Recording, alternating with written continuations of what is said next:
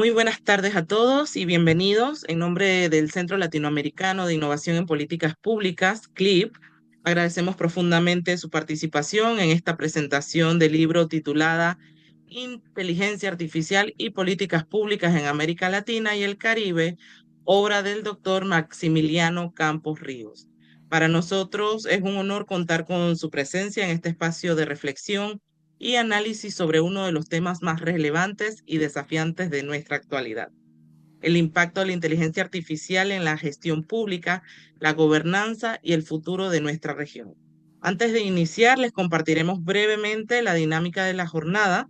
Tendremos una exposición principal a cargo del doctor Maximiliano Campos Rigo, con una duración aproximada de 45 minutos. Posteriormente, abriremos un espacio de 15 minutos para preguntas y respuestas e intercambio de comentarios entre los participantes. Finalmente, realizaremos pues unas palabras de cierre y conclusiones de la actividad.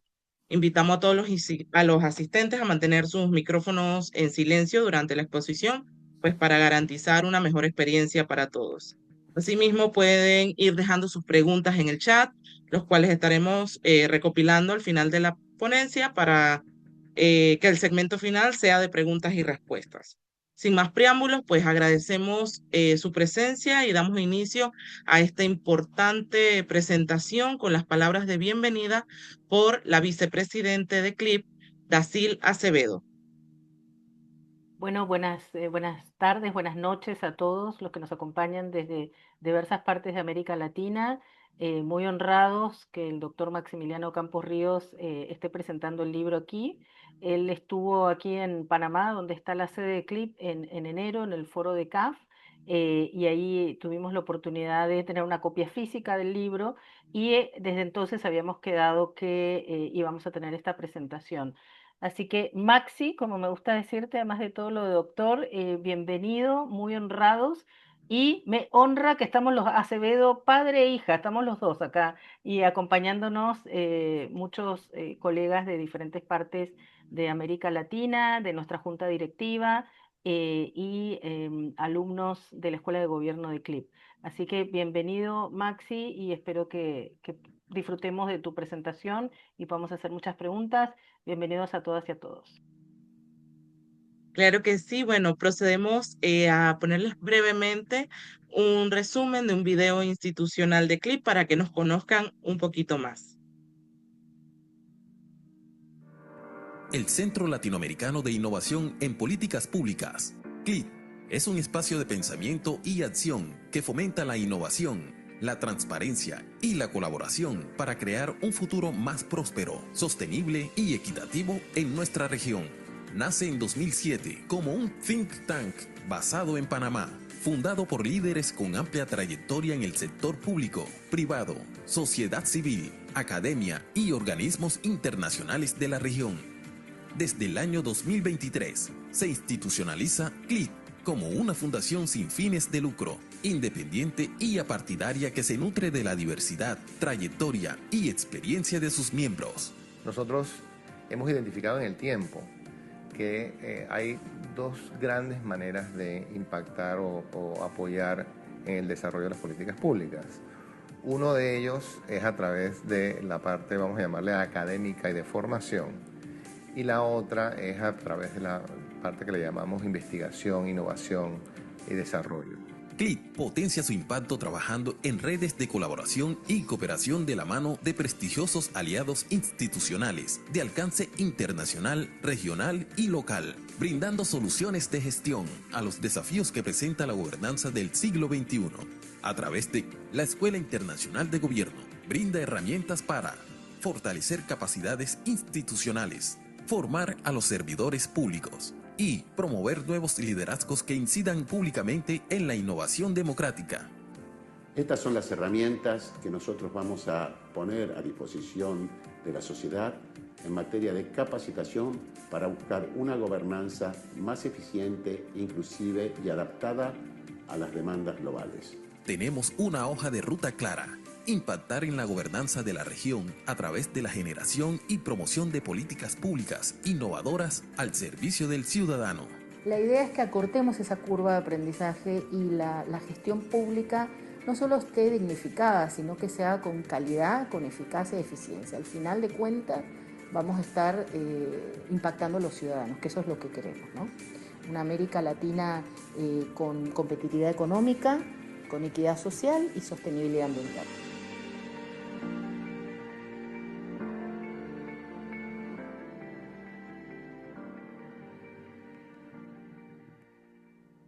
Muchísimas gracias. De igual manera, entonces pasamos a leerles una pequeña bio de el doctor Maximiliano Campos Ríos, doctorando en Administración Pública por la Universidad de Buenos Aires, Argentina, magíster en Administración y Políticas Públicas por la Universidad de San Andrés, UDESA, y licenciado en Ciencias Políticas por la Universidad de Buenos Aires. Realizó estudios de posgrado en la Universidad de Delaware como becario Fulbright en Estados Unidos. Cuenta con más de 20 años de experiencia en gestión pública, modernización del Estado y políticas de empleo público. Ha desarrollado una destacada trayectoria como profesor, investigador y consultor internacional en temas vinculados a la administración pública y la innovación gubernamental. En el ámbito público argentino, ocupó cargos de liderazgo como titular de la Escuela Superior de Gobierno, la Escuela de Alta Dirección Pública y director de investigaciones del INAP de Argentina. Actualmente asesora iniciativas orientadas al fortalecimiento institucional y a la modernización de la gestión pública en América Latina. Ahora sí, doctor Maximiliano, bienvenido. Muchísimas gracias por estar acá con nosotros. Buenas tardes, buenas noches. Muchísimas gracias, Nivia. Agradecerle especialmente a Dasil, a Jorge, a todo el equipo, al equipo de Clip que hacen que esto sea posible. Sé del esfuerzo que se hace día a día por tratar de transformar a la región y en especial a Panamá, que es un país que tanto aprecio. Y por supuesto, una mención a mi ex profesor Manuel Acevedo, que también lo acabo de ver y que también lo tengo en alta estima. Si les parece, voy a presentar tengo un PowerPoint que voy a presentar. Vamos a tener una ponencia de unos 40-45 minutos y después, en todo caso, si quieren ir dejando las preguntas en el chat o Nivia puede moderar o se las pasan, así podemos tener una conversación a posteriori y no tengo que interrumpir la exposición. Si les parece bien, eh, voy a compartir y ya arrancamos con esto.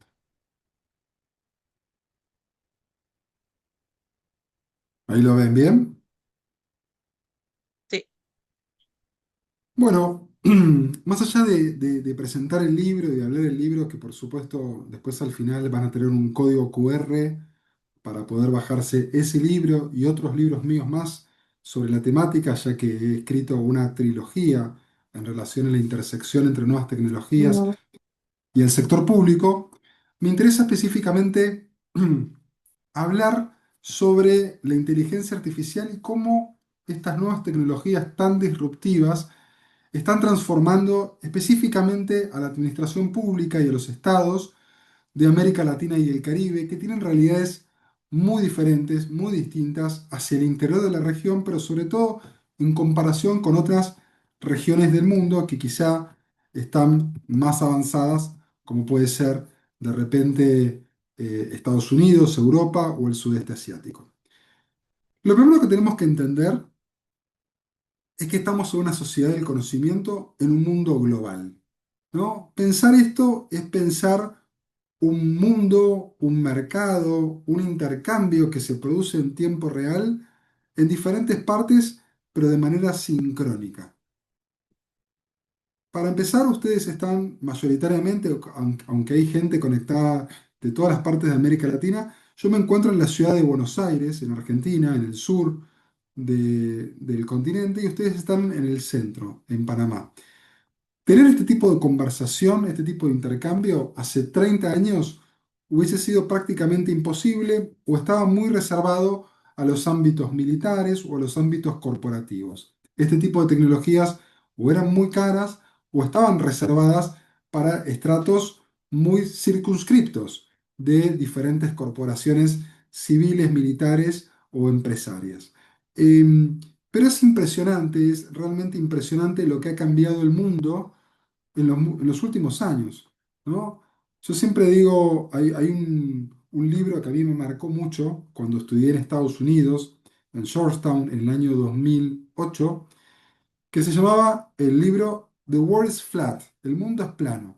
Y lo escribió un periodista llamado Thomas Friedman, y ya él en ese libro, hace casi 20 años, comentaba un poco cómo era el proceso de transformación económica que estaba irrumpiendo a partir de la masividad de Internet y de los bienes y servicios intercambiados en el mundo a partir de la masificación de estas tecnologías. Me acuerdo que una de las cosas que más me impresionó como dato de este libro, The World is Flat, es que ya en ese libro este hombre decía cosas que me parecían de ciencia ficción. Por ejemplo, el 98% de las declaraciones juradas de impuestos de Estados Unidos se hacen en la India. Estamos hablando de un trabajo de cuello blanco, trabajo de contadores, un servicio que tiene que ver con un servicio profesional y que en algún punto estaba siendo operado de manera descentralizada, ¿no? No pensando tanto en la política o las políticas públicas en términos territoriales, sino también en términos transnacionales.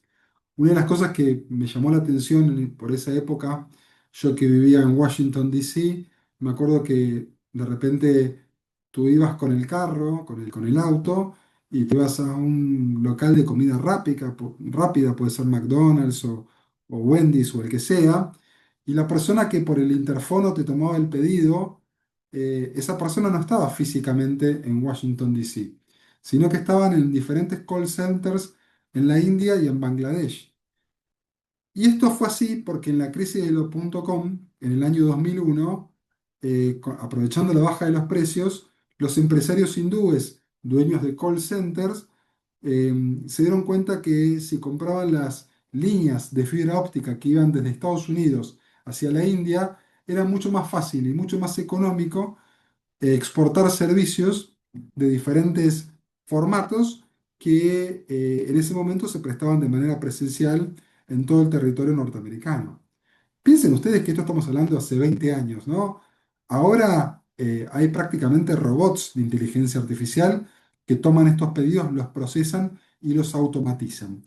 Todo lo que les digo no es que pasó en 300 años, pasó en los últimos 30 años. Por eso yo digo que estamos en un mundo que está cambiando, que se está moviendo a un nivel de vértigo y a un nivel de disruptividad tecnológica que es realmente exponencial. Para que ustedes se den una idea de lo que les estoy diciendo, una fotografía, una suerte de carbono 14, para entender la dinámica y la dimensión de la transformación tecnológica que le ha impuesto al mundo en los últimos 40 años, yo siempre traigo a colación el ranking de la revista Forbes. Como ustedes saben, el ranking de la revista Forbes es el ranking que lista a las personas con mayor riqueza a título individual del mundo. La primera vez que se hizo el ranking de la revista Forbes fue en el año 1987, es decir, hace 38 años. No hace mucho, menos de 4 décadas. Cuando uno analiza y mira, por eso digo, es la prueba de carbono 14 de cómo era el capitalismo hace 40 años, va a ver que las principales fortunas a título individual del mundo, primero es que estaban más geopolíticamente distribuidas. O sea, la mitad de los mega multimillonarios eran japoneses y solamente había un norteamericano. Pero eso no es lo más interesante. Lo más interesante es caracterizar la tipología de qué tipo de empresa, de qué tipo de inserción, en qué rama de la industria tenía raigambre la construcción y acumulación de esa riqueza. Cuando uno mira el ranking del 87, 88, 89, 90, la mayoría de las fortunas tenían que ver con una economía que uno podía tocar, ¿no? Estamos hablando de la construcción, estamos hablando del petróleo, estamos hablando del real estate, del packaging, estamos hablando del retail, estamos hablando de un mundo que construía riqueza en función de la explotación territorializada, más o menos afincada en territorios específicos, geopolíticamente y geográficamente distribuidos en los países industrializados y desarrollados, pero era un capitalismo que uno podía tocar. Cuando uno ve y compara el ranking Forbes de los últimos años, les diría que sobre todo a partir de la pandemia de COVID, a partir del 2020, esto empieza a mostrarse de manera mucho más acelerada, va a haber una constante, que de las principales 10 riquezas del mundo, 8 tienen que ver con empresas de base tecnológica. Es decir, las principales fortunas, las principales riquezas del mundo se acumulan a partir de modelos de negocios cuyo intangible uno no puede tocar. El intangible de estas empresas son los datos.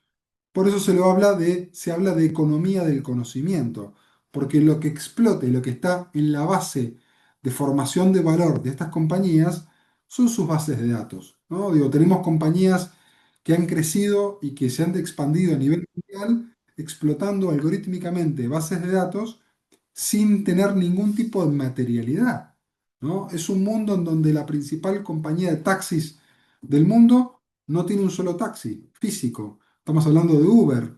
Es un mundo donde la principal compañía hotelera del mundo no tiene una sola cama y ninguna habitación física. Estamos hablando de Airbnb. Es un mundo en donde la principal comercializadora de bienes y distribuidora logística del mundo, que es Amazon, no tiene ni un solo local, o por lo menos no tenía locales hasta hace un par de años. Y esto es un mundo muy diferente al mundo que teníamos hace 30, 40 años. El mundo cambió. Lo que les quiero mostrar es que el mundo cambió profundamente, el capitalismo, la forma en la que se acumula riqueza, poder, cambió, y sin embargo, y esta es la gran pregunta que nos interpela a todos en América Latina y en el mundo, sin embargo, el Estado sigue siendo un animal eminentemente analógico, ¿no? Las empresas, la tecnología, el capitalismo se ha transformado de manera impresionante y el Estado tiene algunos pequeños avances, pero son todos marginales. El Estado sigue siendo básicamente una oficina física, en donde las personas hacen trámites, en donde las personas presentan papeles, en donde las personas le piden documentación, le piden que se identifiquen una y otra vez frente al Estado, haciéndole perder dinero y sobre todo el activo más importante que te hacen perder en el siglo XXI, te hacen perder tiempo, ¿no? El tiempo es velocidad de cómputo y baja de costos en relación a cómo procesamos la información. Ese es el secreto de la economía del conocimiento. Para que ustedes se den una idea, la velocidad de esta transformación y la disrupción de estas tecnologías, les quiero traer este gráfico comparativo, que no es un gráfico de 10 o de 20 o de 30, 40 años como era el anterior. Este es un gráfico que muestra variaciones de un año a otro, ¿no? Lo que más me sorprende es que con la irrupción de la inteligencia artificial, que es algo que a mí me interesa mucho y me fascina, por ejemplo, una empresa se posicionó muy rápidamente y está en el tope de market cap mundial, que es la empresa Nvidia, que el año pasado estaba en el ranking en un lugar número 3 y que este año ya está indiscutidamente en el puesto número 1. Y cuando uno empieza a indagar ¿cuál es el principal activo? ¿Qué es lo que hace la empresa Nvidia? Bueno, la empresa Nvidia hace placas de video, hace aceleradoras gráficas. ¿Y por qué es importante en la economía del conocimiento una empresa que fabrica placas de video, aceleradoras gráficas, que uno podría, sin temor a equivocarse, asociar, por ejemplo, con la industria del gaming, ¿no? Los chicos que juegan los videojuegos necesitan placas potentes. Esas placas las fabrica Nvidia. ¿Por qué? Porque procesar un píxel, en definitiva, es procesar datos. Los píxeles son datos gráficos, pero datos al fin. Y si yo tengo capacidad de cómputo, capacidad de procesamiento de píxeles, tengo capacidad de procesamiento de datos. Y cuando yo puedo procesar datos, puedo escalar y puedo dar de servicios de manera mucho más personalizada y sobre esa infraestructura crítica se montan gran parte de las tecnologías de todas las demás empresas, ¿no? Sean empresas de base tecnológica o sean empresas financieras o industriales, ¿no? Y esto es lo realmente importante y también es lo realmente sorprendente. Es un mundo en donde la geopolítica, ¿no? Valga la contradicción, geopolítica viene de geo, que es la tierra, es una geopolítica que se empieza a desterritorializar. ¿Por qué? Porque el activo más importante del poder estratégico tiene que ver con la gobernanza de los datos, que mueven las empresas, pero también los datos de los gobiernos. Por estos días asistimos de manera muy atenta a todo lo que es el conflicto en el estrecho de Hormuz, que como ustedes saben tiene una importancia geopolítica sumamente importante porque es un área de estrangulamiento por donde pasa el 20% del petróleo del mundo, como otras áreas estratégicas del mundo, como el estrecho de Malaca o el canal de Panamá, no hace falta ni que se los diga a ustedes, pero piensen ustedes que hay cosas que son incluso aún más importantes que el petróleo. Por el estrecho de Hormuz pasan por abajo todos los cables de fibra óptica que unen todos los polos del Medio Oriente con el Asia, el sudeste asiático. Imagínense ustedes lo que ha pasado y lo que viene pasando cuando uno afecta el 20% del petróleo del mundo, que sube la nafta, sube el combustible, hay inflación, hay conflictos sociales. Imagínense solamente por un minuto si yo les dijera que el 20% de las transacciones comerciales digitales, el 20% del tráfico de Internet se viera afectada de todas las cosas que hacemos en el día. Piensen una empresa que pierde el 20% de la facturación porque el 20% de las ventas que ha hecho las ha hecho con herramientas de transacción electrónica y que las ha perdido porque se ha cortado el flujo de información. Imagínense no el problema, sino el cataclismo económico-político que tendríamos en el mundo. Entonces, aquí les dejo sentado mi punto y que tiene que ver con toda la estructuración bajo la cual versa mi libro. El- los datos, en definitiva, son el petróleo del siglo XXI. Por eso yo grafico ahí a los datos como un barril de petróleo. Y me corrijo, son más importantes que el petróleo. Son mucho más importantes que el petróleo, porque el petróleo es una fuente de energía limitada y que está teniendo alternativas. En cambio, los datos y el flujo de datos están en la centralidad del poder, ya sea económico, político y social. ¿Por qué son importantes los datos? Porque con los datos producimos piezas más sofisticadas que son piezas de información. Con la información, cuando unimos diferentes piezas de información, producimos conocimiento y cuando utilizamos el conocimiento para aplicar a la gestión pública, para aplicar a la gestión gubernamental, caemos en lo que se conocen como las famosas evidence-based policies o políticas públicas basadas en evidencia. ¿Qué son las políticas públicas basadas en evidencia? Bueno, políticas públicas basadas en datos, políticas públicas asertivas, políticas públicas eficientes. Cuando construimos gobiernos, cuando dotamos al sector público de personas, de habilidades y de políticas públicas basadas en evidencia, vamos a construir algo mucho más importante que es el Estado del siglo XXI. Vamos a construir una gobernanza inteligente e integrada. Pero los datos son el activo central. Los datos en el sector público tienen un problema, que es que están desordenados. Los datos son como legos, son como ladrillitos con los cuales podemos construir cosas extraordinarias o pueden estar todos tirados en una caja de manera desordenada. Los datos desordenados no sirven para nada. Tenemos que curarlos, tenemos que darle un tratamiento, tenemos que enfocar y reorientar la política de datos del sector público. Los datos son el activo estratégico de la IA. Sin datos no hay IA. Sin IA no hay Estado del siglo XXI. Entonces los datos tenemos que clasificarlos, estructurarlos, saber presentarlos, saber explicarlos, documentarlos y tenemos que utilizarlos ¿para qué? Para que con los datos podamos generar herramientas, podamos tener datos accionables, ¿no? De repente agentes de inteligencia artificial que utilicen diferentes bases de datos de diferentes agencias gubernamentales o de ecosistemas públicos y privados para desarrollar soluciones de política pública. En ese marco, la transformación digital se presenta como una oportunidad única. Por eso a mí me apasiona tanto hablarle de esto a las élites de los países, a las élites públicas de los países. ¿Por qué? Porque tenemos una oportunidad para agregar valor. ¿Por qué? Porque el Estado no puede seguir siendo un animal analógico. Yo siempre digo que en las políticas públicas en América Latina y el Estado es un Estado forense. Es un Estado que va y le toma el pulso al paciente cuando el paciente ya no respira. Entonces llegamos tarde, llegamos mal, reaccionamos y siempre estamos haciendo políticas públicas paliativas. Tenemos que cambiar el mindset a la burocracia pública de América Latina y construir un Estado digital. ¿Cómo es ese estado? ¿Cómo funciona? Funciona como las plataformas de streaming. Funcionan como una base de datos y algoritmos que procesan datos. ¿Por qué es importante el modelo de Netflix? Porque Netflix tiene un algoritmo que es poderosísimo. Ese algoritmo no está jugando a las adivinanzas. Ese algoritmo procesa y genera perfiles para darle a cada una de las personas que consume, que construye un perfil, una oferta única, personalizada y asertiva.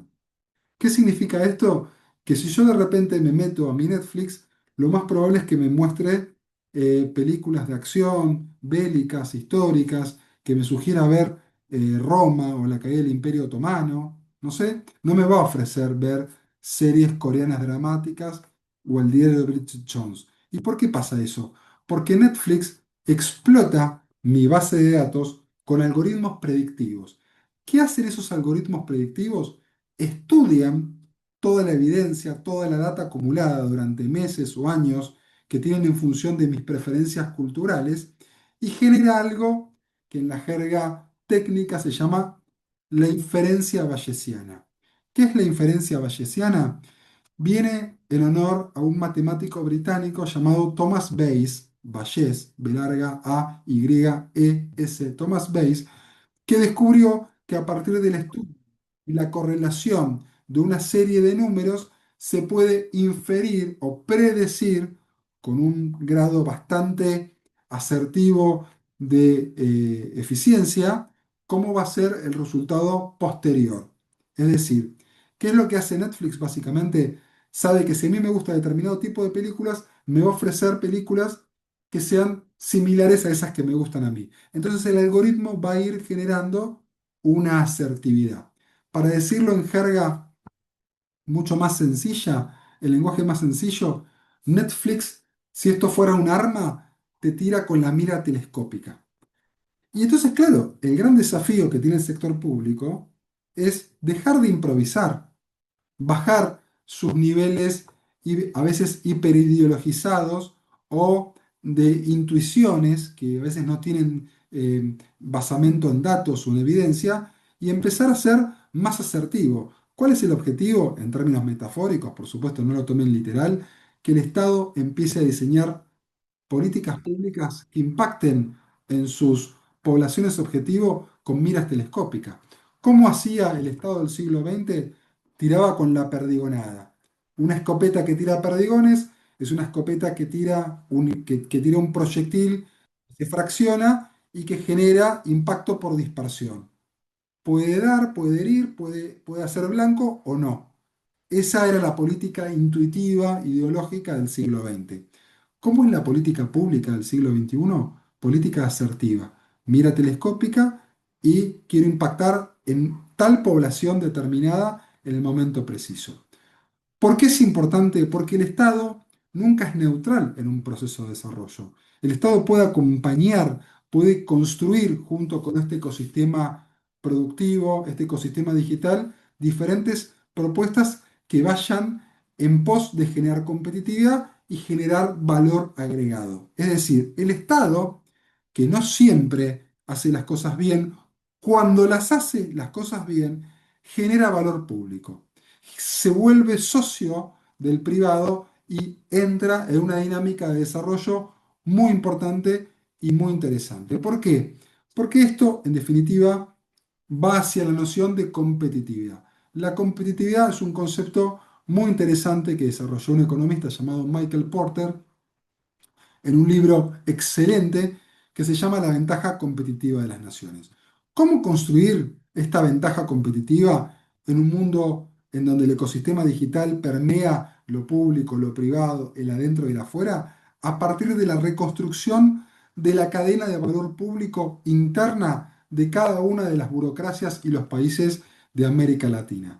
¿Qué es la cadena de valor público? Bueno, es el conjunto de engranajes, circuitos, recursos humanos, procedimientos, normativas que aportan a la institucionalidad de un país. Si la cadena de valor público no está bien aceitada o es deficitaria o tiene partes de sus engranajes que funcionan mal, toda la cadena de suministro interna, todos los subproductos en el marco del delivery de bienes y servicios públicos, va a hacer que ese país, en ese ecosistema mundial, empiece a ser menos competitivo.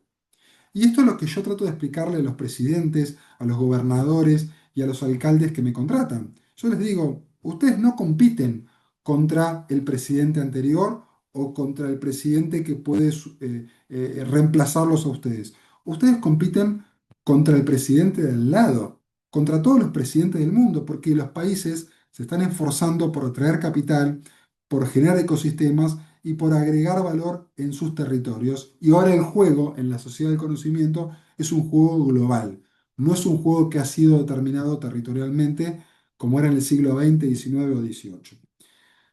¿Qué país yo tomo como ejemplo? Porque me parece un gran ejemplo, incluso comparable con un país como Panamá, que tiene un montón de activos estratégicos que van más allá del Canal de Panamá y ser el hub de las Américas, sino que es la calidad humana que tiene en ese ecosistema universitario, de la sociedad civil, de las empresas panameñas, es ver cómo los países han hecho mucho con poco. Estonia, a mí me parece que es un país que me gusta mucho porque es un país, como ustedes saben, báltico, pequeñito, que se separó de la Unión Soviética cuando la URSS implosionó en el año 1991. Cuando la URSS implosiona, muchos países se quedaron con activos estratégicos. No sé, Rusia se quedó con el mayor territorio y las mayores riquezas que tenía la antigua Unión Soviética. Ucrania se quedó con uno de los mejores campos fértiles del mundo, Azerbaiyán o Kazajstán, petróleo, gas y tierras raras, y así podía seguir la lista. ¿Qué pasó con los países bálticos como Estonia, Letonia, Lituania, que eran países del bloque soviético? No tenían nada. No hay tierra cultivable, no hay petróleo, no hay gas. Estaban en medio de un sándwich entre la Europa occidental y el bloque soviético. ¿Y qué decisión estratégica tomó Estonia?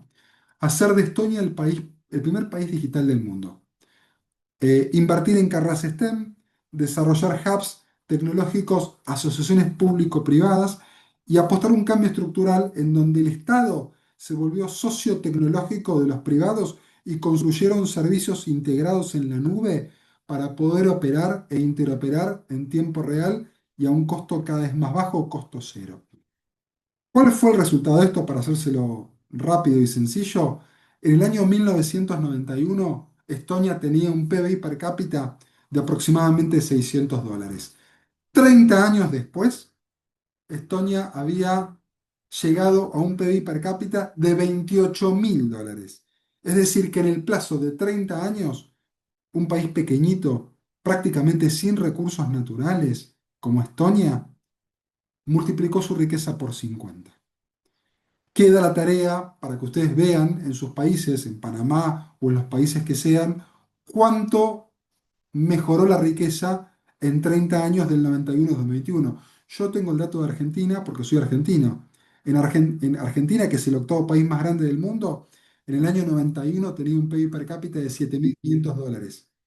En el año 2021, Argentina tenía un PIB per cápita de $14.500. Es decir, Argentina en 30 años ni siquiera duplicó su riqueza. Y un país pequeñito, prácticamente sin nada, como Estonia, multiplicó la riqueza por 50.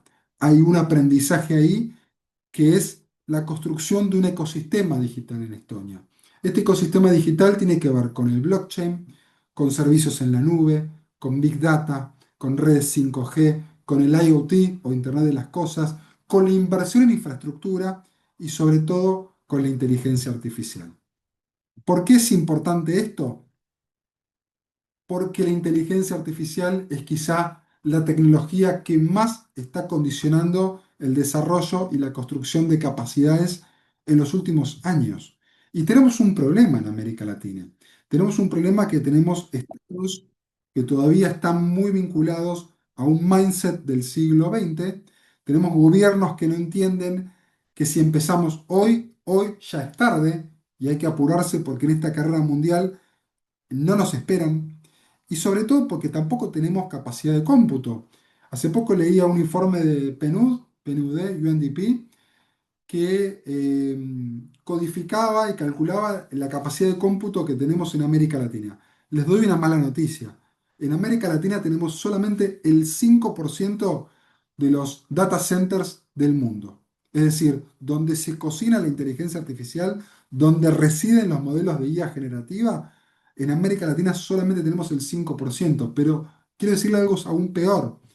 De ese 5%, la mitad están en Brasil. Es decir, al sur del Río Bravo, desde México hasta Tierra del Fuego en Argentina, todo el hemisferio, desde México hasta Tierra del Fuego, tenemos nada más que el 2,5% de la capacidad de cómputo del mundo. Esto es un dato estratégico muy preocupante. Pero vayamos a la inteligencia artificial. ¿Por qué es importante la inteligencia artificial? Porque la inteligencia artificial es absolutamente disruptiva. Es un tipo de tecnología basada en la utilización de datos y algoritmos. Es decir, la inteligencia artificial tiene la capacidad de automatizar procesos a partir de la explotación de datos, pero además tiene la capacidad de desarrollar tareas de manera autónoma y también tiene la capacidad de aprender. Por eso es que se le dice que la inteligencia artificial tiene un comportamiento similar, comparable con el que tenemos los seres humanos, que tenemos la capacidad de aprender y de evolucionar. Lo interesante de la IA es no solamente el impacto, sino la disruptividad por la velocidad con la cual está creciendo. Para que ustedes tengan una idea, a Internet le costó más o menos 13, 14 años llegar a tener 800 millones de usuarios. Bueno, ChatGPT lo hizo en 2 años y medio. Repito, ChatGPT alcanzó 800 millones de usuarios en 2 años y medio. Esto habla de una velocidad y de una disruptividad que es absolutamente descolocante para los estados que son estructuras pesadas de mover. Piensen en el proceso de sanción de una norma, de una ley, todo el tiempo que lleva y cómo generar normativa que en algún punto pueda regular tecnologías que cuando sale la normativa ya las tecnologías cambiaron, ¿no? Pero ¿por qué es importante, quizá la pregunta a ustedes que están interesados en lo público, por qué es interesante e importante aplicar IA a la administración pública? Primero porque podemos desarrollar herramientas que generen automatización. Y segundo porque podemos desarrollar políticas públicas anticipatorias. Un ejemplo de automatización que se viene haciendo hace mucho tiempo, pero en América Latina estamos muy atrasados. Hace 30 años, 27 años, yo tuve la oportunidad de ir a Barcelona y ya en esa época se dieron cuenta que si utilizaban 800 cámaras de seguridad y escribían un algoritmo, un programita que tomara y procesara esa información y la unían con el sistema de semáforos de las principales arterias de la ciudad condal, podían desarrollar un proceso, un sistema de semaforización inteligente y no semaforización analógica como había habitualmente y como hay en gran parte de las ciudades de América Latina. ¿Cómo es la semaforización analógica? Semáforos que cambian cada 45 o 60 segundos. ¿Cómo es la semaforización inteligente sensorizada con inteligencia artificial? Es análisis de cámara, píxel por píxel, procesamiento de esa información con una IA y generación de output para poder regular la onda verde de una avenida si hay un evento deportivo. Por ejemplo, ¿qué es lo que pasaba? Si jugaba el Barcelona contra el Real Madrid en el Camp Nou un domingo a la tarde, se generaba una congestión porque lógicamente iban 15.000, 20.000 autos al mismo lugar a la misma hora. Bueno, ¿qué es lo que hubiese pasado en el mundo analógico? Estancamiento, ¿no? Embotellamientos, ¿no? Trancones, depende cómo le digan en las diferentes partes de América Latina. ¿Qué es lo que pasaba con el proceso de semaforización? alineaba y automatizaba los semáforos para que el tránsito sea más fluido. Quizá la onda verde estaba pensada para que el semáforo y la onda de pasada, en vez de ser 60 segundos, sea 2 minutos. ¿Qué lograba esto? Logró bajar los embotellamientos en Barcelona y la contaminación un 30%. ¿Qué son las políticas públicas anticipatorias? Es la utilización de inteligencia artificial, por ejemplo, para prevenir una cosa que es disruptiva o disvaliosa para un gobierno.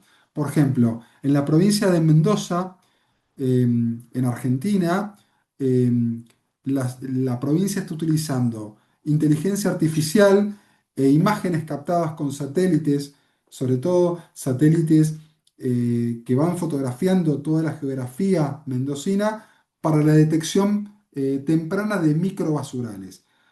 En las zonas urbanas o periurbanas, la gente, no sé por qué, por- por falta de educación o por lo que sea, va dejando basuras. Y esto genera que cuando hay basura y no se levanta, la gente tiende a generar mayor basura y va dejando la basura. Bueno, se empiezan a crear microbasurales. ¿Qué es lo que hace el gobierno mendocino? Analiza con inteligencia artificial las fotos que toma todos los días y va viendo la evolución de los microbasurales y va desplegando herramientas tácticas rápidas municipales que van concientizando y levantando esa basura. Esas son las políticas públicas anticipatorias. Nos permiten desarrollar estrategias prospectivas, predictivas y no forenses de la política pública. ¿Por qué es importante anticipar? Porque la anticipación permite reducir la incertidumbre y además porque es más barato, ¿no? Reaccionar y anticipar en las instancias tempranas de los problemas que afrontamos cuando nos toca gestionar o gobernar un país, una provincia, un estado o una alcaldía, cuando uno lo agarra en una etapa temprana, es más o menos lo mismo. Pero después cuando el impacto de la problemática va generando y va teniendo su evolución, ya la reacción es muy cara, es muy costosa, ¿no? ¿Cuántas muertes nos hubiésemos ahorrado en América Latina si hubiésemos tenido protocolos o desarrollos para la prevención y el tratamiento de lo que fue la pandemia del COVID? ¿Por qué tuvo menos impacto en el sudeste asiático? Porque tenían lecciones aprendidas de la pandemia del SARS-2, ¿no? Del virus H1N1. Entonces, cuando vino la pandemia del COVID, en algún punto tenían protocolos, tenían sistemas, tenían trazabilidad, pudieron desarrollar una respuesta del Estado que no tuvo que ponerse a inventar las cosas cuando vino la pandemia, sino que ya tenían cosas previamente desarrolladas. ¿Qué herramientas hay? Y ya con esto voy a ir cerrando. Escenarios prospectivos, análisis de tendencia, simulación, modelos, algoritmos predictivos, etcétera, etcétera.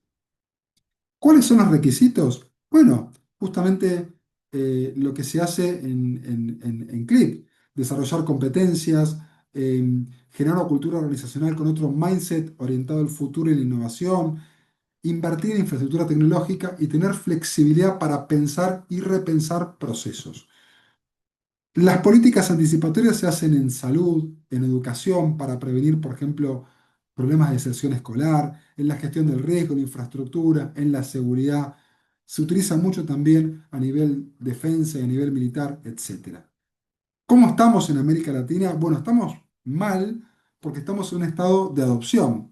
No tenemos todavía herramientas de gobernanza, no tenemos planes sistemáticos de incorporación. Nos cuesta convencer a los políticos de que inviertan en tecnologías. Los políticos tienen más ganas de invertir en seguros contra incendio que en un firewall de ciberseguridad que te proteja en la base de datos de un organismo para que no te la hackeen. Sin embargo, las posibilidades reales de que se te prenda fuego un edificio es 1 millón de veces menos de las posibilidades reales de que te hackeen y te afecten el sistema de decisión, por ejemplo, de un ministerio, que puede ser el de seguridad, el de salud o el de defensa, de un país con todas las implicancias en la cadena de suministro que ello implica en el delivery de bienes y servicios públicos. ¿Cuáles son los riesgos y desafíos? Bueno, por supuesto, el tema de los sesgos algorítmicos que perpetúan desigualdades, el tema de la vigilancia, el tema de los derechos de las personas, qué se hace con esta información, la necesidad de coordinación, de control, de gobernanza, cómo controlamos estos procesos. En el mundo existen básicamente tres grandes modelos de gobernanza de la IA. Se los digo rápido y en todo caso después desarrollamos. El modelo chino, que yo lo denomino el modelo state-driven, que es un modelo de fusión e interconexión entre el Partido Comunista Chino, el Estado chino y las grandes empresas de tecnología. El modelo norteamericano, que yo lo denomino el modelo private-driven, en donde es prácticamente la autonomía casi total de las grandes compañías, de las Big Tech, por parte de los organismos de regulación y de controlador federal, en el caso norteamericano, y el modelo europeo, que yo lo denomino el modelo Institution Driven, que es un modelo de construcción de normativa común y de construcción de una institución de enforcement, que es la Unión Europea. Ahora bien, nuestra gran pregunta desde la región es, bueno, ¿cuál sería el modelo para nuestra región, para América Latina? Está claro que el modelo chino es inaplicable, el modelo norteamericano tiene sus configuraciones, pero en América Latina, con las asimetrías que tenemos, también es inaplicable. El modelo europeo nos puede parecer simpático, pero hay mucho temor acerca de la sobreregulación y el efecto Bruselas que ralentiza un poco la inversión. Y por otro lado, tampoco, si quisiéramos hacerlo, tampoco tenemos un organismo de enforcement como tienen los europeos, que es la Unión Europea. ¿Cómo hacemos que países como Panamá, Brasil, Honduras, México y Argentina coordinen instancias de enforcement de esto? Ni siquiera tenemos leyes que nos hagan que la firma digital sea interoperable. Yo si firmo digitalmente en Argentina, esa firma no me es válida en Panamá y viceversa. Entonces, ¿cuál es el modelo? Bueno, es algo que tenemos que pensar en un modelo de gobernanza multi-stakeholders desde el gobierno, desde el sector privado, desde la sociedad civil. Organizaciones como CLIP son sumamente importantes y por supuesto también desde la academia. ¿Cuáles son los elementos clave? Trabajar las normas éticas, el talento y las capacidades digitales, ver las infraestructuras críticas que tenemos de capacidad de cómputo y sobre todo capacitar y desarrollar talento digital en el sector público. Por eso es muy importante la formación de las élites burocráticas, de la alta dirección pública de los países de América Latina. No tenemos que formar burocracias para estados analógicos, sino que tenemos que formar burocracias para estados digitales. Con esto termino, esas son mis redes sociales, les agradezco mucho y les dejo ahí el QR por si se quieren bajar mi libro, es absolutamente gratuito, lo pueden bajar en un formato PDF y lo pueden leer cuando quieran de forma offline. Muchísimas, pero muchísimas gracias. Muchísimas gracias a usted, doctor Maximiliano, por brindarnos, bueno, esta magistral ponencia. Agradecemos pues a todos los que tengan alguna pregunta, nos las puedan escribir en el chat, que con mucho gusto vamos a estar haciéndole las consultas al doctor Maximiliano. Pregunta de la licenciada Dacil Acevedo. ¿Qué nivel de uso de la inteligencia artificial tiene el crimen organizado que pone en jaque a los gobiernos de América Latina? ¿Qué países de América Latina, disculpen, está más avanzado en el uso de inteligencia artificial en políticas públicas? A veces cuando empezamos a desarrollar estas verticales, como el tema de la modernización, la tecnología, ahí es donde nos damos cuenta que en la región nos faltan instancias de coordinación y de cooperación. A veces las instancias de cooperación quedan como en una cumbre, en una foto, o peor aún, las instancias de cooperación internacional quedan simplemente subsumidas a vinculaciones ideológico-políticas de los presidentes de turno. Entonces, de repente te das cuenta que si tenés un presidente de centro derecha, quizá construye alianzas circunstanciales con presidentes de centro derecha, y si son de centro izquierda, de izquierda, lo mismo. Y sin embargo, cuando uno va a atacar problemas de la región, como el tema del narcotráfico, como el tema de la trata de personas, como muchos temas, se da cuenta que las organizaciones criminales en la región están mucho más integradas, tienen muchísimo más tecnologías, recursos, gerencias. Estamos ante fenómenos muy complejos, ¿no? Digo, y los estados, los países que son los entes soberanos por excelencia, tienen quizá menores instancias de coordinación. Así lo que decía recién, los países del Mercosur no tienen coordinada una firma digital mediante la cual puedan estructurar contratos entre privados. Esto es ridículo. Tenemos regiones que tenemos un privilegio, que es que somos una región desde México hasta Tierra del Fuego que tiene el mismo idioma, el castellano o el portugués, con lo cual digo, tenemos bastante coincidencia lexical. Tenemos la misma cultura, prácticamente las mismas creencias religiosas.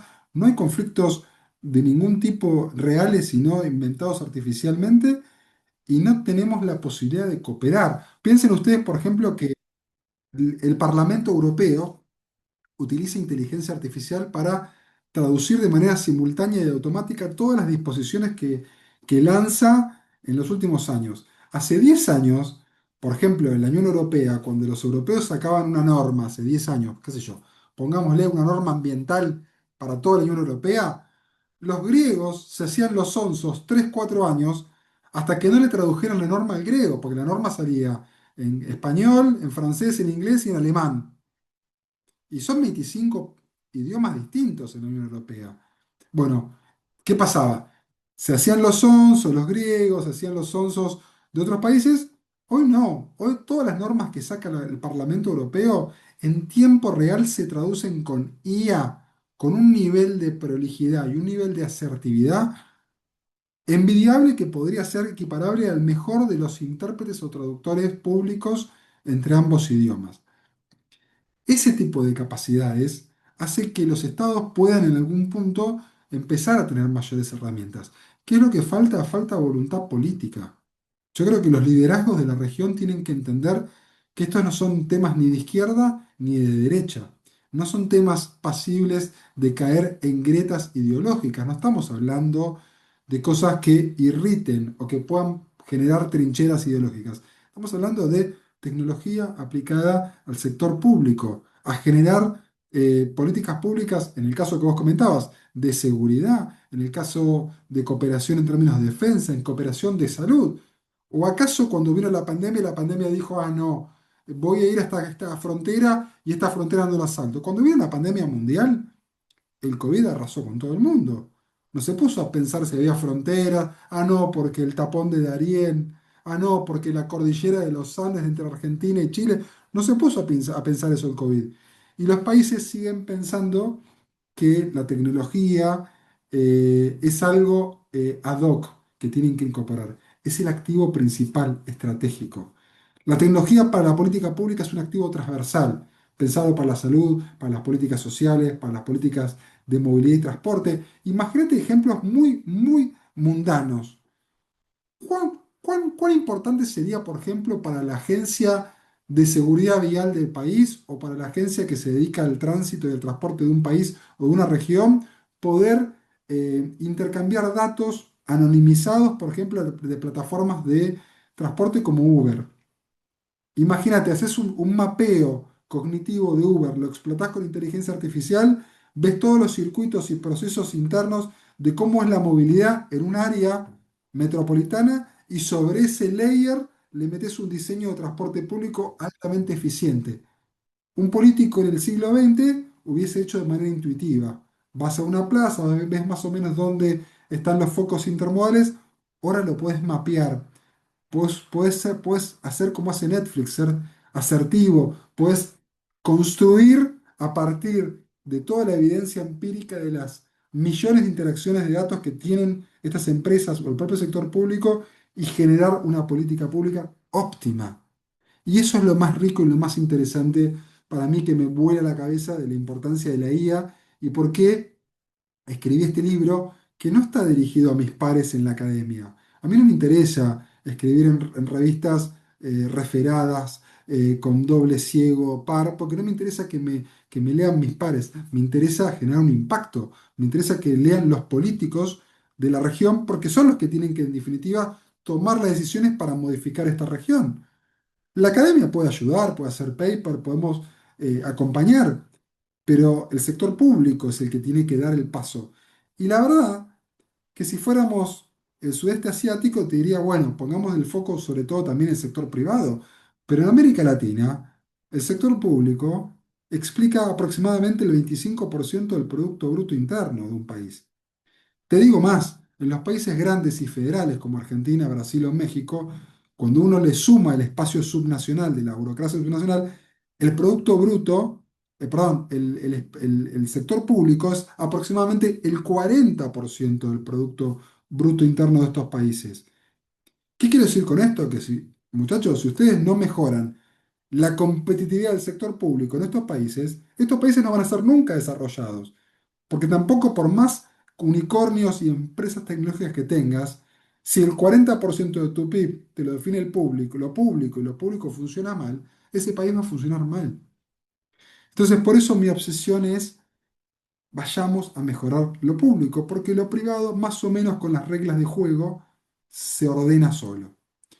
Y ese es el gran desafío que tenemos, entiendo yo, como región. El desafío de hacerle entender a nuestras élites que esto es sustantivo y de una importancia estratégica vital. Los árabes, por ejemplo, que se dan cuenta que el petróleo se acaba, ya tienen endowments y fondos de inversión en donde su principal inversión estratégica tiene que ver con activos tecnológicos, porque saben que el petróleo se acaba, pero la capacidad de cómputo y la capacidad de generar bienes y servicios que vos podés distribuir globalmente, no. Entonces, me parece que este tipo de charlas es muy importante porque nos permite impactar en gran parte de las eh, personas que en definitiva o están haciendo o van a hacer las transformaciones en las diferentes partes del mundo, pero sobre todo y específicamente en América Latina y el Caribe. Perfecto, continuamos entonces con la segunda pregunta. Jorge Arguindegui, ¿cuáles serían los pasos primarios y hacia dónde enfocar en los pequeños municipios para poder implementar la inteligencia artificial? Muy importante, Jorge. Esto tiene como una estrategia de doble sentido. ¿Es importante que los países hagan cosas? Sí, es importante. Estrategia top-down. Pero ¿qué es más importante? La estrategia bottom-up. Los gobiernos locales son sustantivos. ¿Por qué? Porque son los que tienen la proximidad con la gente y gestionan cada vez más recursos y gestionan cada vez más lo que se conoce en la jerga académica wicked problems, es decir, problemas intrincados que tienen que ver con un montón de cuestiones. Si podemos lograr desarrollar una base importante de aplicación y transformación en los gobiernos locales, es más importante que eso después vaya de abajo hacia arriba y es mucho más sencillo que vaya de arriba hacia abajo. ¿Por qué es importante? ¿Y qué es por dónde deberíamos empezar? Capacitar a los empleados y empleadas de las alcaldías, de los municipios, de las prefecturas. ¿Por qué? Porque las transformaciones tienen que ver también no solamente con la dimensión institucional o programática que tiene un gobierno, sino con la interacción cotidiana y con el valor agregado que puede darse en cada una de las personas que trabajan en esos municipios o gobiernos locales y que agregan y aportan valor. Te doy un ejemplo muy concreto, Jorge. Hace 6 meses, el año pasado, fui a dar una charla contratado por el municipio de San Miguel de Tucumán. San Miguel de Tucumán es una ciudad, para los que no conocen, no son argentinos, del norte de Argentina. Es el quinto aglomerado urbano, tiene aproximadamente 800.000 habitantes. Es una ciudad muy grande que tiene muchísimos empleados, la municipalidad, el gobierno local, y que hacen diferentes cuestiones. Bueno, yo di una charla sobre IA y herramientas de IA para todos los empleados. Se inscribieron 2.500 personas. A los 2 meses vuelvo a ir a San Miguel de Tucumán y caminando se me acerca un hombre y me dice, Maximiliano, me dice, usted no me conoce, pero yo soy el responsable de todo lo que es la poda del arbolado urbano de San Miguel de Tucumán, que es una ciudad muy grande, no solamente en población, sino en extensión territorial, con muchísimo espacio verde y muchísimos árboles. La poda es una cosa que tienen que hacer los gobiernos locales. Y me dice, no sabes lo que me ayudó que nos enseñaras a construir prompts y herramientas de inteligencia artificial para integrar en la gestión. ¿Por qué? Porque yo antes me tomaba todo un día para planificar los recorridos de las personas que iban a ir podando manzana por manzana, veía el recorrido más eficiente, siempre tenía problemas porque algunas se solapaban, alguna gente no iba a cortar los árboles ahí, después se caía una rama, podía impactar con una persona o con un vehículo, teníamos problemas. Yo ahora cargo toda la base de datos de las personas que tengo para la poda, que son 400, cargo los circuitos, cargo todo el historial de poda y todo lo que nos falta y escribo un prompt en ChatGPT y me hace los circuitos de manera eficiente. Ahora las personas tienen más tiempo, hacen circuitos más eficientes, empiezan directamente desde sus domicilios y terminan en el municipio dejando las herramientas y eso nos ha hecho ahorrar muchísimo tiempo y la efectividad de una acción. Ahí te doy un ejemplo de cómo cuando vos tenés empleados capacitados, aunque hagan tareas que uno piensa que no son pasibles de ser alcanzadas por la tecnología, como una tarea manual que es podar un árbol, terminan impactando y generando valor.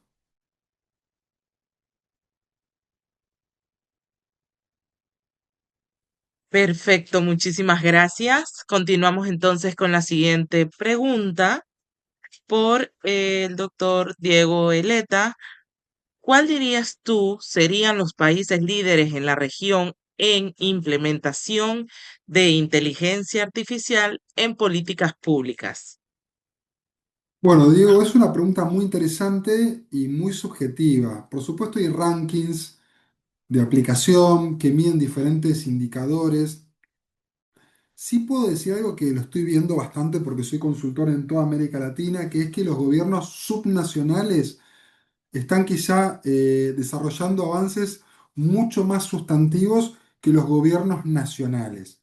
¿Por qué? Porque este tipo de herramientas e implementaciones tienen que ver con la gestión de políticas públicas de proximidad o de gestión de ciertos ámbitos que muchas veces tienen que ver con la gestión de estados o provincias en los diferentes países. Pero sí te puedo decir que, por ejemplo, Chile tiene procesos muy interesantes, Colombia también tiene algunas cosas interesantes, Uruguay, que es un país pequeño, tiene cosas interesantes.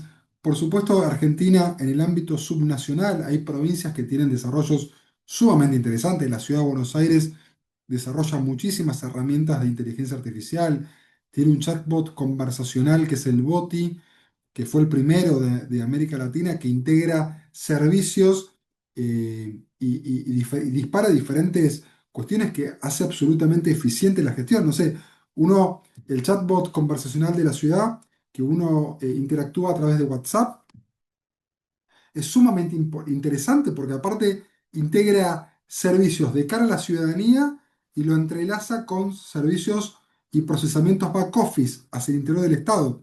Te doy un ejemplo concreto. Eh, el año pasado o el anterior me acuerdo que yo me tenía que dar el refuerzo de la vacuna del COVID, que ahora ya se dejó de hacer, pero se fueron dando refuerzos y diferentes vacunas. Entonces yo chateo a través de WhatsApp con el boti y le digo, es un robot, ¿no? Le digo, hola, sí, me quiero dar, y no me acordaba la palabra vacuna. Tenía la imagen mental de una inyección. Entonces le digo, me quiero dar la inyección. Bueno, automáticamente el robot está tan entrenado y es tan, entre comillas, inteligente, que automáticamente me dice, sí, Maximiliano, usted se quiere dar la vacuna. O sea, automáticamente es un desvío estándar, porque hay mucha gente que se puede confundir la palabra inyección con la palabra vacuna. Entonces me dice, usted se quiere dar la vacuna del COVID. ¿Y por qué? Dice el quinto refuerzo. Porque fue a buscar la base de datos de mi documento a la base de datos del Ministerio de Salud de la ciudad y se dio cuenta que yo tenía ya 3 dosis o 4 dosis y me proponía un turno para darme la quinta dosis.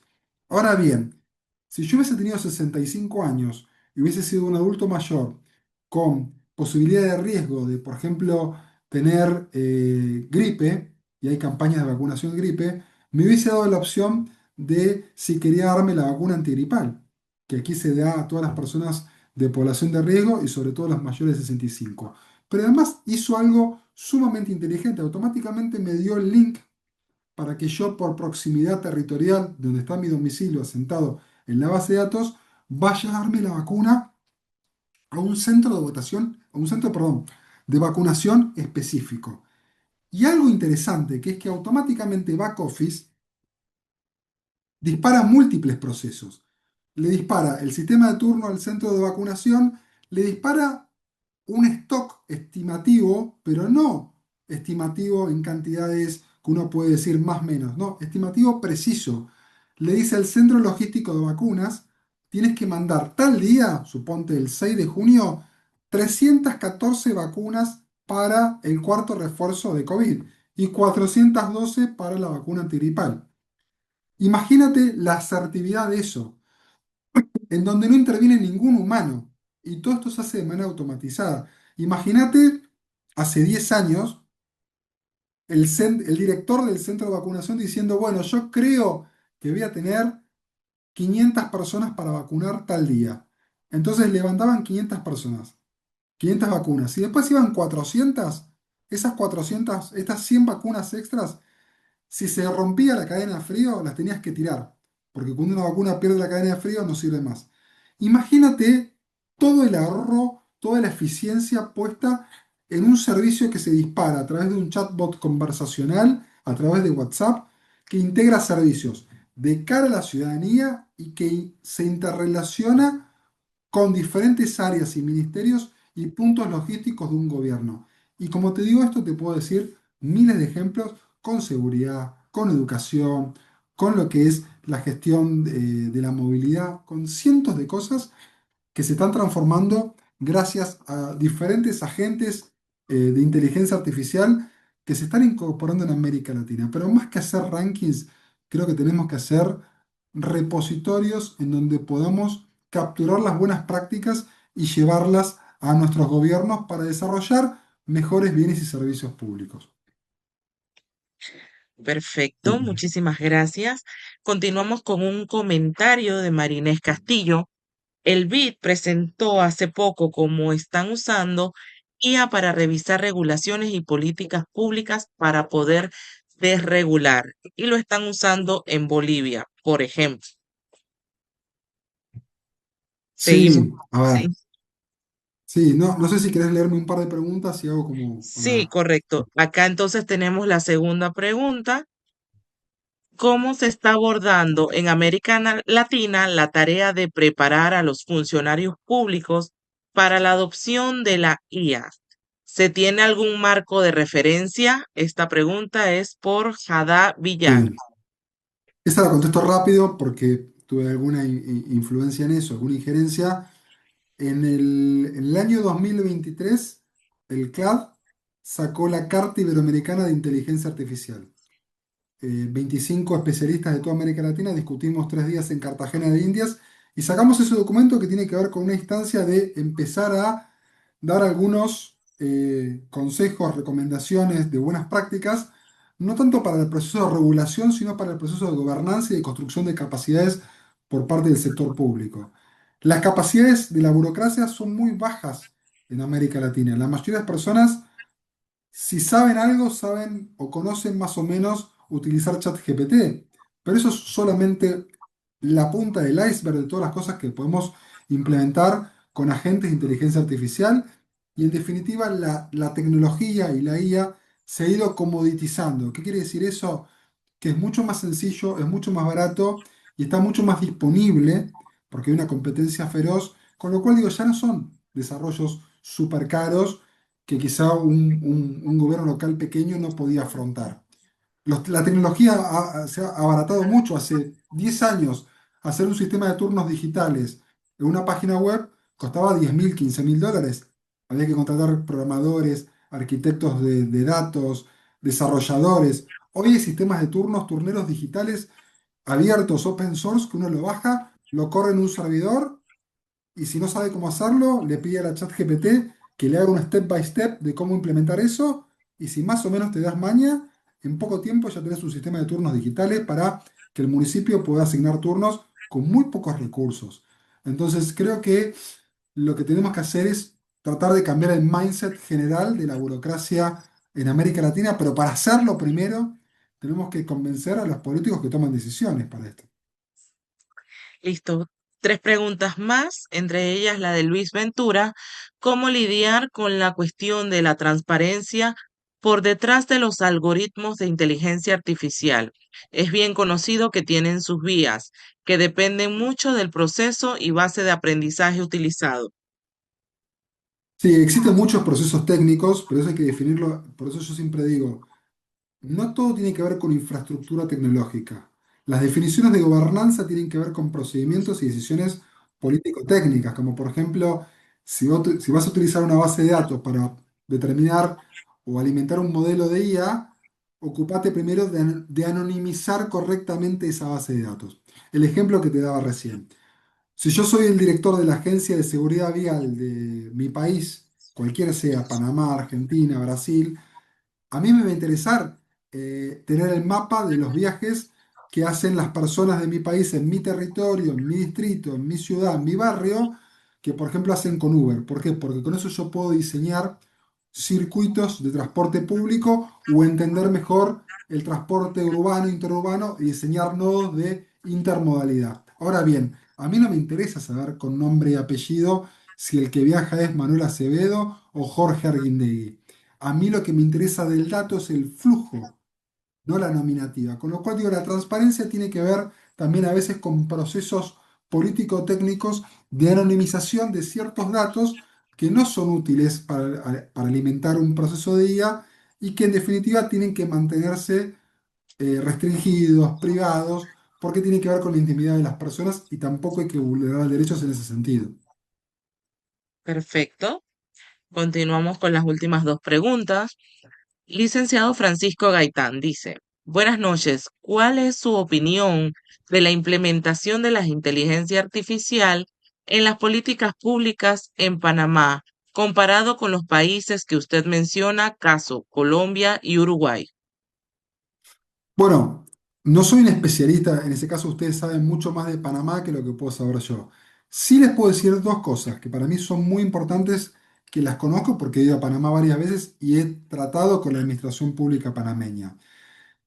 Tienen dos bases sobre las cuales pueden crecer. La primera, una buena ley de protección de datos personales. Dijimos que el alimento de la IA son los datos. Si no tenemos buenas normativas de protección de datos personales, ahí tenemos un problema. Y lo segundo, procesos con mediana estabilidad institucional. Panamá es un país que tiene, más allá de que tiene cambios de gobierno, no tiene tantos cambios de política estratégica.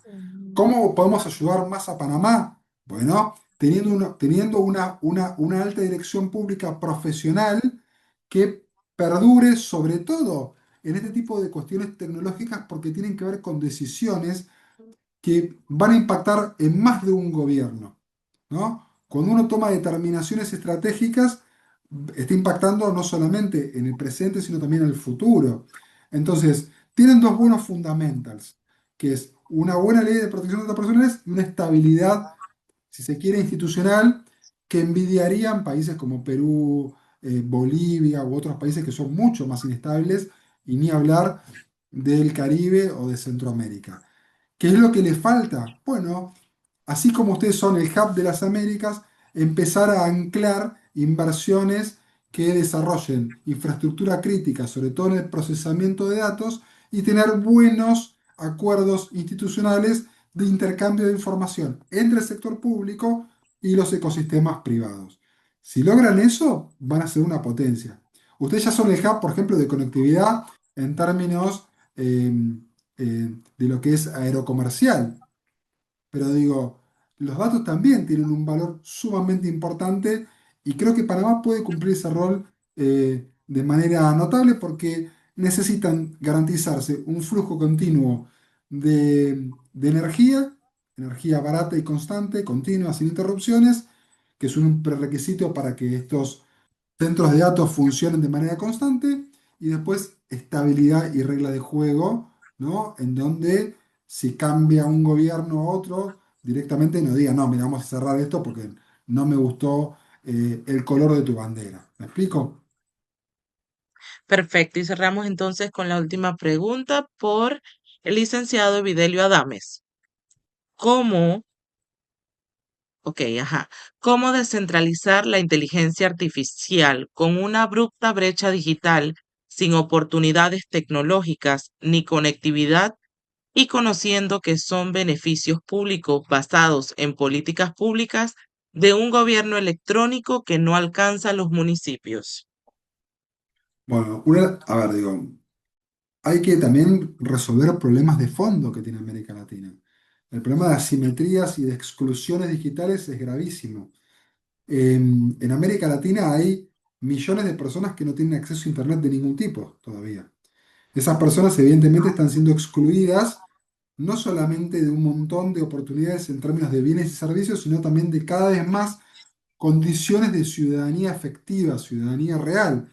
¿Por qué? Porque si el proceso de tramitación público tiene que ver con servicios que están cada vez más localizados en un ciberespacio y en un lugar físico, el acceso en algún punto es asimétrico. ¿Cuál es el desafío del Estado? Ir bajando esas brechas, esas asimetrías.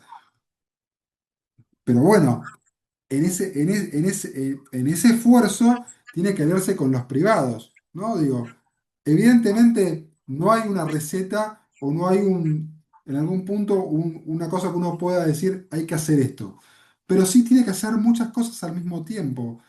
La descentralización de oportunidades, de conectividad, la capacitación, la formación, estas cosas tenemos que empezar a incorporarlas, sobre todo en el sector público, por eso decía de abajo hacia arriba. No es necesario construir una IA de frontera. Tenemos que construir una guía de a pie. No es necesario tener el mejor hiperescalador o la mejor computadora cuántica en un municipio o en un lugar local de Panamá. Sí necesitamos que tengan infraestructura, conexión a Internet y que los empleados y empleadas de esos gobiernos puedan utilizar eso para algo real, ¿no? Digo, cuestiones tan básicas y tan importantes que podíamos utilizar para, por ejemplo, no sé, de repente desarrollar huertas comunitarias en el interior del país. Con IA podés desarrollar un montón de métricas, podés investigar acerca de cuál es el mejor tipo de semilla o fertilizante bajo determinadas condiciones que te lo puede analizar la IA, socioambientales, termodinámicas, de calidad del suelo. La IA son modelos que toman decisiones en función de los datos que podemos dar para alimentar ese modelo. Cuanto más datos les damos, el mejor producto vamos a tener.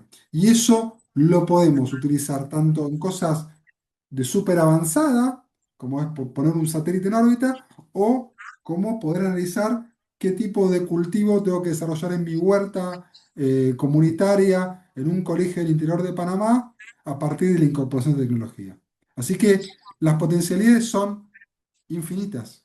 Simplemente tenemos que generar que la gente tenga herramientas para poder apropiárselas.